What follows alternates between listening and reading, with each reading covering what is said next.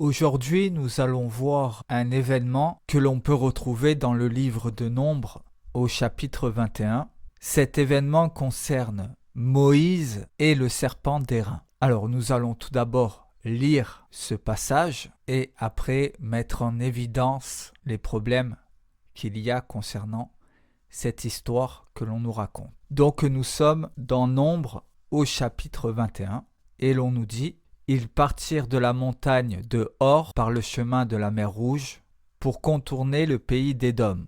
Le peuple s'impatienta en route et parla contre Dieu et contre Moïse. Pourquoi nous avez-vous fait monter hors d'Égypte pour que nous mourions dans le désert? Car il n'y a point de pain et il n'y a point d'eau. Et notre âme est dégoûtée de cette misérable nourriture. Alors l'Éternel envoya contre le peuple des serpents brûlants. Ils mordirent le peuple et il mourut beaucoup de gens en Israël. Le peuple vint à Moïse et dit: nous avons péché car nous avons parlé contre l'Éternel et contre toi. Prie l'Éternel afin qu'il éloigne de nous ces serpents. Moïse pria pour le peuple.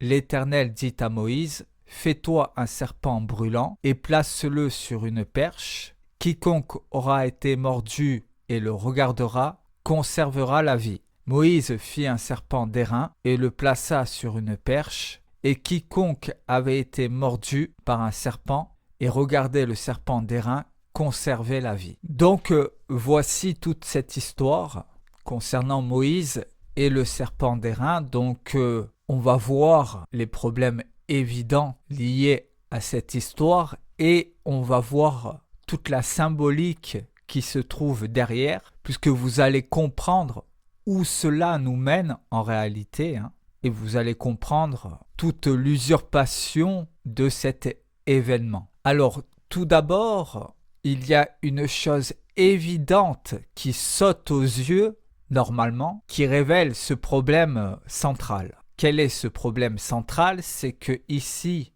on nous dit que dans cette marche dans le désert, il y a une partie du peuple qui commence à se plaindre de la faim et de la soif, et qu'en réponse à cela, Dieu leur envoie des serpents pour les mordre. Donc déjà, première interrogation, c'est que on a un peuple qui vit dans le désert depuis plusieurs années, et il y a certaines personnes du peuple qui ont faim et qui ont soif, et qui se plaignent du manque de nourriture. Donc cela peut être compréhensible, forcément, Et donc, par rapport à cette plainte-là grandissante parmi ce peuple, eh bien, Dieu leur envoie des serpents pour les mordre. Donc là, c'est quand même assez troublant de la part de Dieu en réponse au fait que, justement, s'ils ont faim, s'ils ont soif, pour quelle raison Dieu leur envoie des serpents? Mais bon, pourtant, c'est bien ce qu'on nous raconte ici dans cette histoire, que Dieu leur envoie des serpents en réponse de leur mécontentement. Donc un Dieu mauvais, en réalité, le même que l'on nous présente de partout dans le témoignage. Et donc ce peuple-là va, en tout cas une partie du peuple, va demander à Moïse pardon de cette rébellion, même si en réalité, il n'y a pas de rébellion ici, c'est simplement le fait qu'il y avait certains moments qui étaient plus compliqués que d'autres, c'est tout.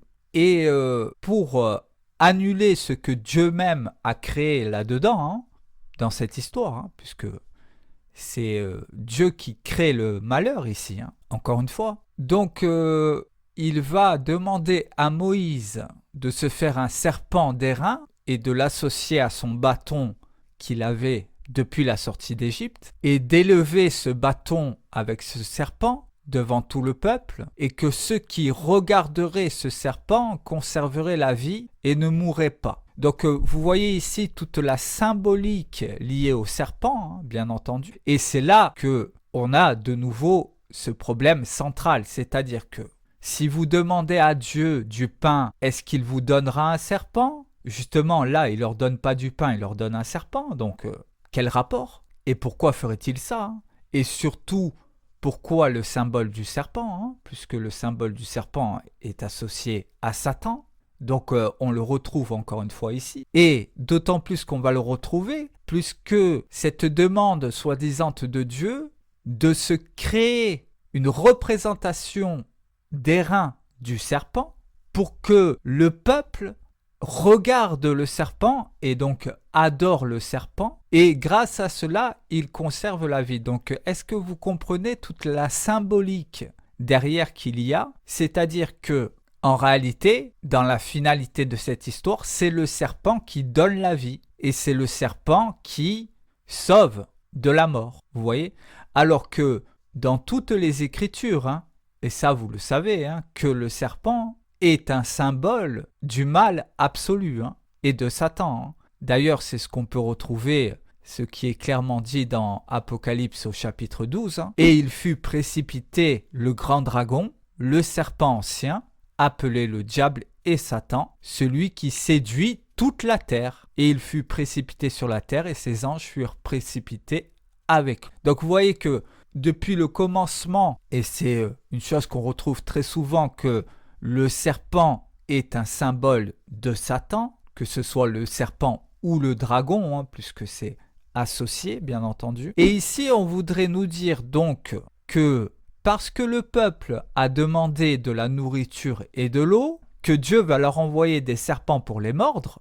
Donc il prend le symbole de Satan, donc il leur envoie le symbole de Satan pour les mordre. Et pour annuler ce que lui-même a fait, il va demander à Moïse de se fabriquer ce symbole de Satan, donc ce serpent, et de l'élever comme une idole, en réalité, devant tout le peuple, et que tout le monde regarde ce symbole-là, et grâce à cela, ils ont la conservation de leur vie. Donc imaginez-vous toute la symbolique satanique qu'il y a derrière cet événement, où là, en réalité, Moïse est devenu un prophète du mal et obéit à Satan, et il va représenter Satan pour que le peuple conserve la vie et pour qu'ils adorent cette idole, en réalité.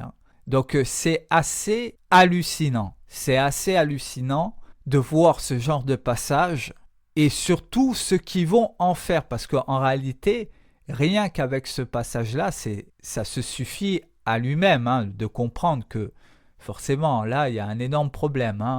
On a tous les symboles de Satan associés à Dieu, associés à Moïse, et à la finalité, c'est ce symbole-là qui permet de conserver la vie. Donc là, on a une usurpation d'identité flagrante, où Satan arrive à la finalité de ce qu'il veut, c'est-à-dire être adoré à la place de Dieu et devenir ce Dieu qui offre la vie et la mort. Et pour ne pas mourir, vous devez m'adorer, en réalité. C'est ça la finalité, c'est que pour ne pas mourir du serpent que, soi-disant, Dieu lui-même a envoyé, il faut adorer le serpent. Jusqu'à preuve du contraire, adorer le serpent, ça veut dire adorer Satan.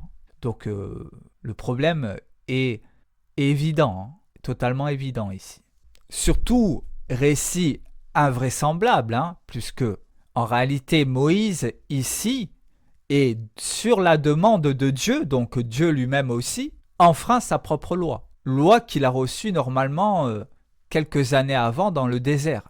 Donc dans ce récit, Moïse, il est amnésique et Dieu lui-même est amnésique. Il ne se rappelle plus la loi qu'il a donnée avant. Puisque avant, dans cette sortie d'Égypte, il a donné une loi, c'est « Tu n'auras pas d'autre Dieu devant ma face ». C'est la première loi. Et « Tu ne te feras point d'image taillée, ni de représentation quelconque des choses qui sont en haut dans les cieux, qui sont en bas sur la terre et qui sont dans les eaux, plus bas que la terre. Tu ne te prosterneras point devant elles, et tu ne les serviras point. » Donc rien qu'avec ces deux commandements, ça annule cette histoire de Moïse et du serpent d'airain.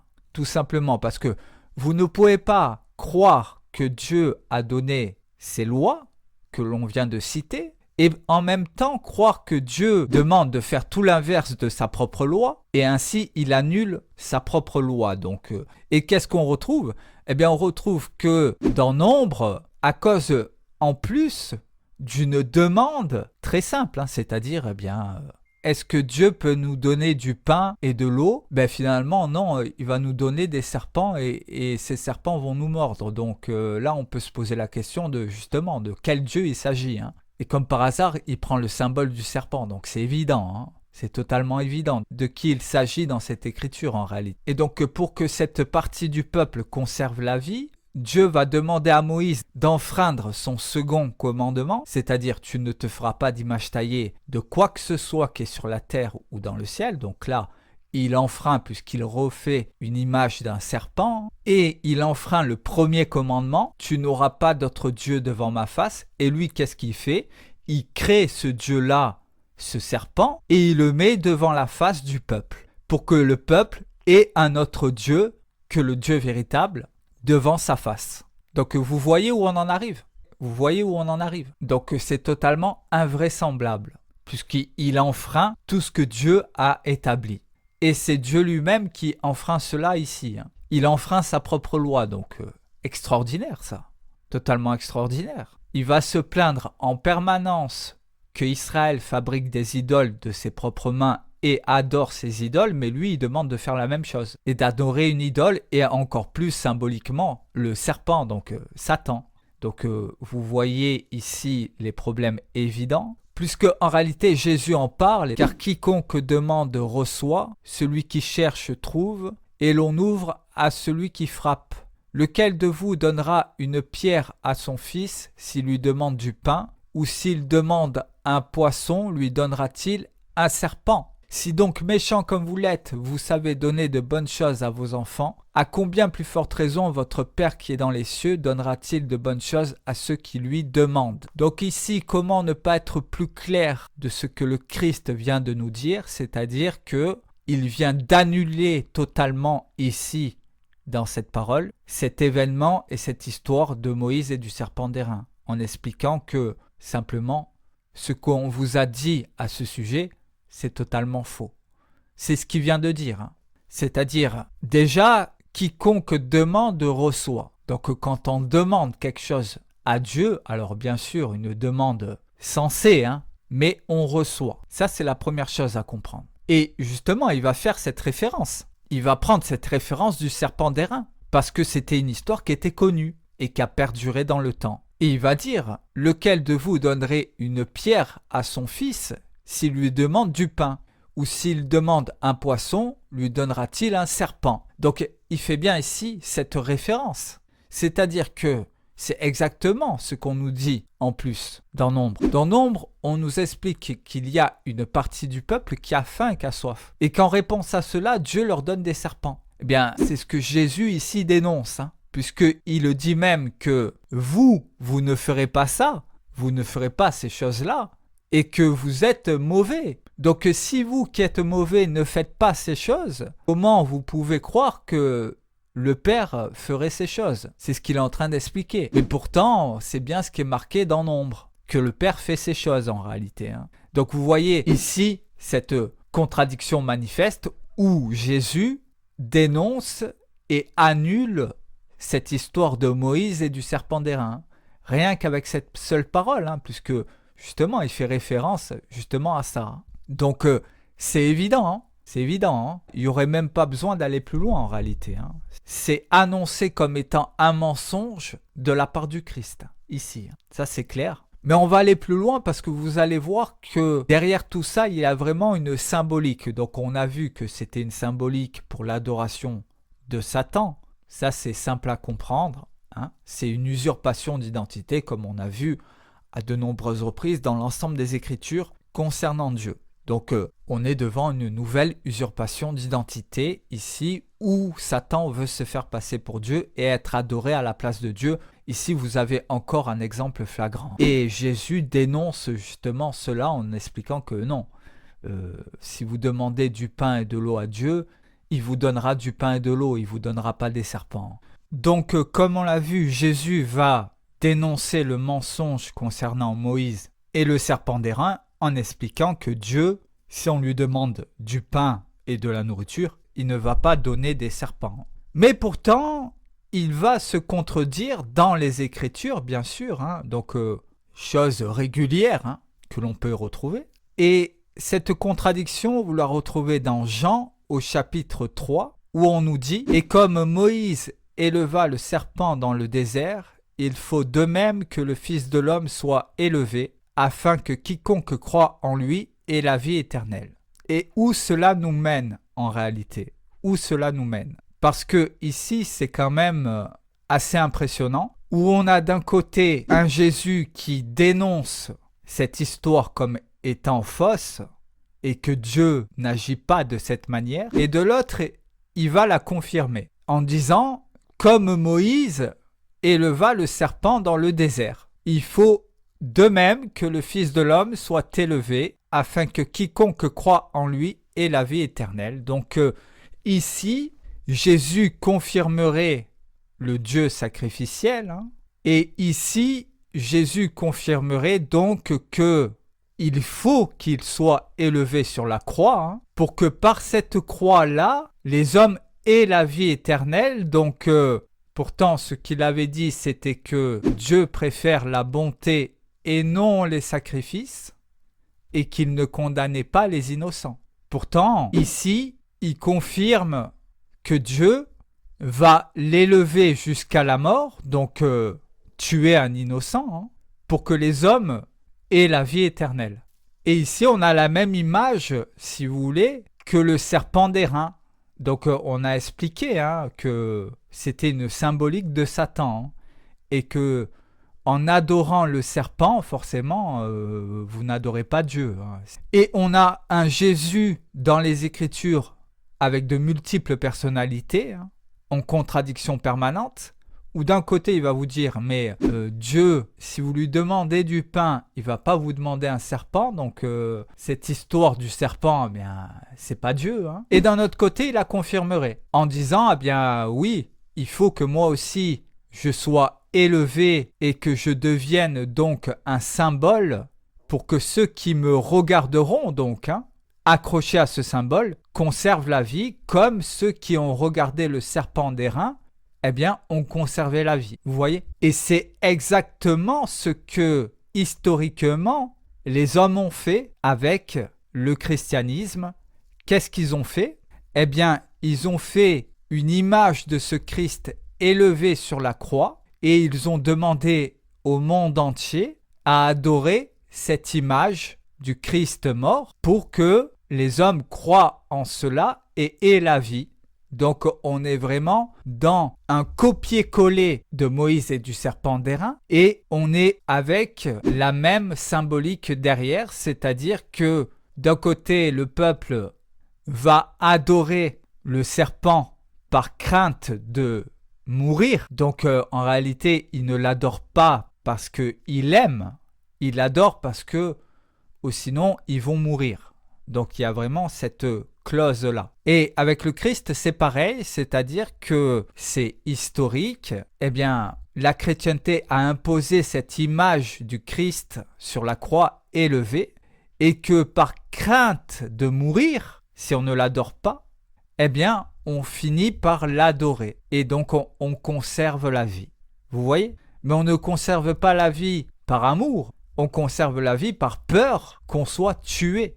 Et c'est exactement, et c'est là où la finalité de cette histoire nous mène, c'est exactement ce qui est annoncé dans la prophétie concernant la bête. On nous dit au chapitre 13, dans le livre d'Apocalypse, « Puis je vis monter de la terre une autre bête qui avait 2 cornes, semblables à celles d'un agneau, et qui parlait comme un dragon. Elle exerçait toute l'autorité de la première bête en sa présence, et en faisant que la terre et ses habitants adoraient la première bête, dont la blessure mortelle avait été guérie. Elle opérait de grands prodiges, même jusqu'à faire descendre du feu du ciel sur la terre, à la vue des hommes. Et elle séduisait les habitants de la terre par les prodiges qui lui étaient donnés d'opérer en présence de la bête, disant aux habitants de la terre de faire une image de la bête qui avait la blessure de l'épée et qui vivait, et il lui fut donné d'animer l'image de la bête, afin que l'image de la bête parlât, et qu'elle fit que tous ceux qui n'adoraient pas l'image de la bête fussent tués.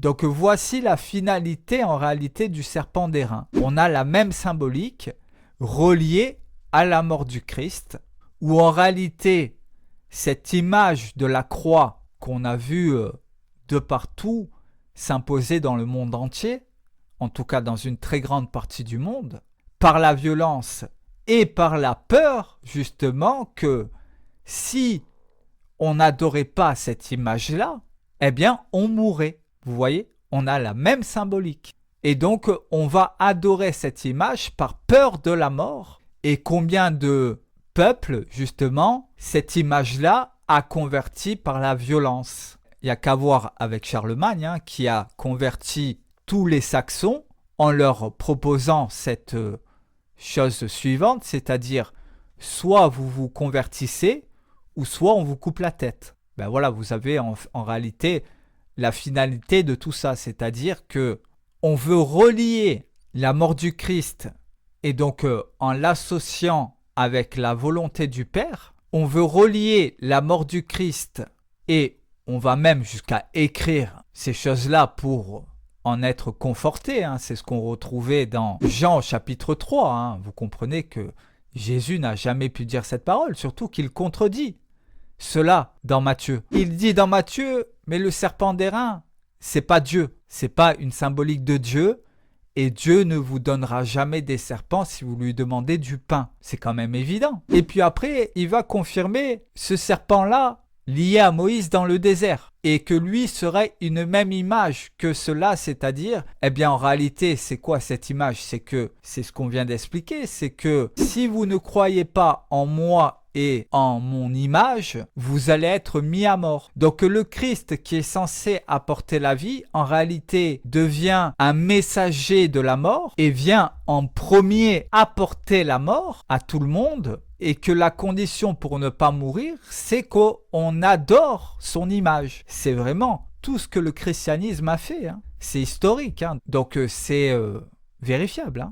Et donc vous voyez à la finalité où nous mène cette histoire de Moïse et du serpent d'airain, c'est-à-dire qu'à la finalité, dans le désert, dans cette pseudo-histoire, mais en tout cas très certainement qu'ils ont adoré ce serpent et cette image du serpent. Ça, c'est une certitude, puisque Jésus, justement, explique que c'était pas une image de Dieu que vous adorez, et Dieu n'agit pas de cette manière, et que ce serpent va revivre d'une certaine manière avec l'explication rocambolesque paulinienne de la mort du Christ, en l'associant avec la volonté de Dieu, de le mettre à mort et de l'élever sur cette croix pour que les hommes, au final, adorent cette mort-là, et que ceux qui ne l'adoreraient pas, eh bien, seraient mis à mort, et que ceux qui l'adorent conservent la vie, exactement comme pour le serpent d'airain. Donc, vous voyez la finalité de tout cela et où cela nous mène.